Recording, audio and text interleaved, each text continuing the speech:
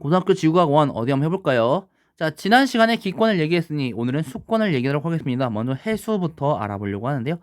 해수, 1kg 속에 해수 우리가 알다시피 짜요. 네, 1kg 속에 녹아있는 염류의 총량을 그램으로 나타내는 것을 우리는 해수의 염분이라고 얘기하고요. 시중 염분 단위 PSU를 씁니다. 전 세계 해수는 평균 약 35 PSU의 염분을 갖고 있고요.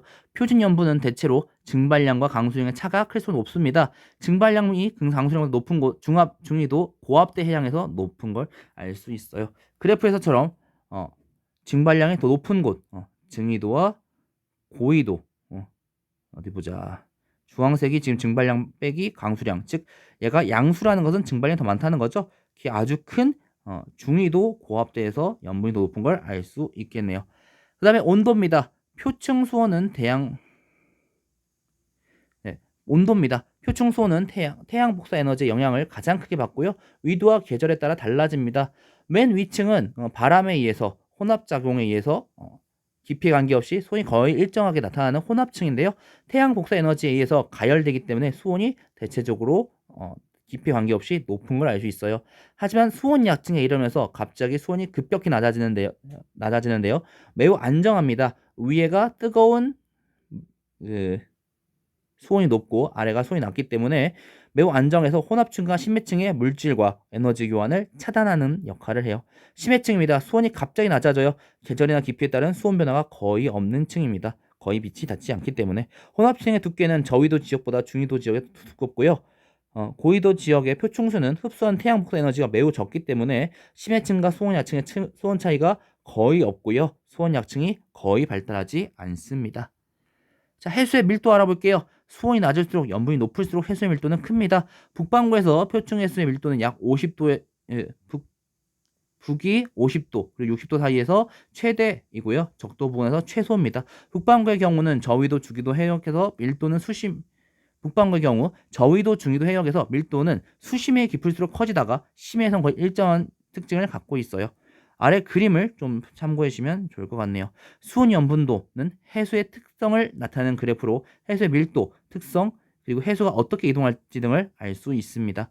용존 기체, 수온이 낮을수록 그 해수 안에 있는 기체는 해수가 포함하고 있는 해수 녹아 있는 기체는 수온이 낮을수록 수압이 높을수록 증가하는데요. 산소 같은 경우에는 식물성 플랑크톤과 조류 등의 광합성으로 인해 그리고 대기로부터의 산소 공급으로 인해 산소가 녹아 있게 됩니다.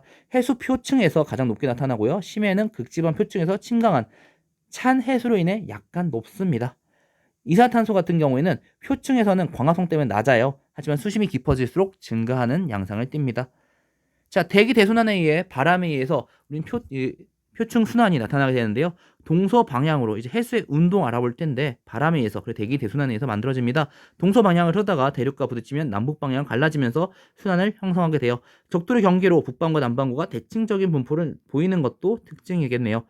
우역풍대 적도 해류와 적도 반류로 구성되는 열대순환, 그리고 무역풍대와 편성풍대 해류로 구성되는 아열대순환.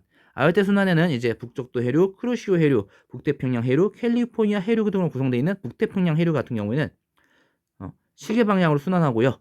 남적도 해류, 동오스트레일리아 해류, 남극순환 해류, 페루 해류 등으로 구성된 남태평양 해류는 시계 반대 방향으로, 그리고 북적도 해류, 멕시코 만류, 북대서양 해류, 카나리아 해류로 구성되어 있는 북대서양의 해류들은 시계 방향으로 순환하는 걸 볼 수 있겠네요.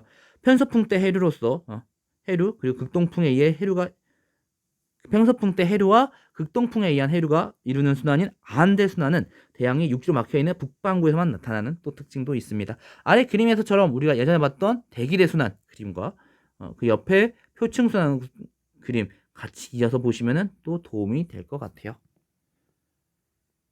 자, 저위도에서 이 해류들은 저위도에서 고위도 쪽으로 흐르는 난류와 고위도에서 저위도 쪽으로 흐르는 한류로 분류할 수 있겠는데요. 난류는 수온과 염분이 높고요. 용존산소염과 영양염이 적습니다. 한류 같은 경우에는 수온과 염분이 낮고요. 반대로 용존산소염과 영양염이 높아요. 크루시오 해류와 동오스트리아 해류 같은 경우 난류에 캘리포니아 해류와 페루 해류 같은 경우가 한류에 속합니다. 해류는 저위도의 열에너지를 고위도로 수송하고요. 지구 전체적으로 열을 분배함으로써, 그리고 난류는 열에너지 방출하고 한류는 열에너지를 흡수함으로써 주변 지역 기후에 영향을 주면서 여러 가지 에너지 균등을 위한 에너지 분배를 위한 분배를 위한 역할을 합니다. 우리나라 같은 경우에는 크루시오 해류가 난류의 근원인데요. 동중국해에서 분리됩니다. 황해 난류는 크루시오 해류가 제주도에서 분리되어서 만들어진 해류로서 황해 중앙부로 북상하게 되고요.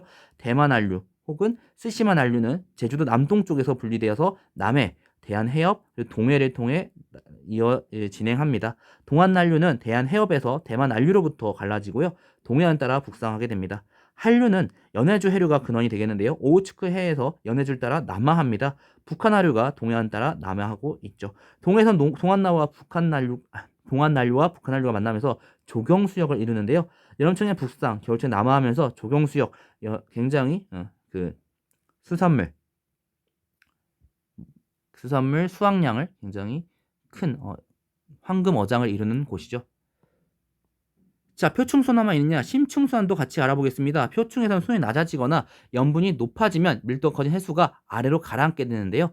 수온 염분 변화에 따른 밀도 차로 일어나기 때문에 열염순환이라고도 해요. 자, 한번 심층순환 구성 알아볼게요. 남극 저층수입니다. 전 세계에서 밀도 가장 큰 해수로서 남극 대륙 주변에서 웨덜해에서 형성됩니다. 해저를 따라 북위 30도까지 흐르고 있어요. 북대서양 심층수입니다. 그린란드 해역에서 평층수가 가라앉아서 형성되고요.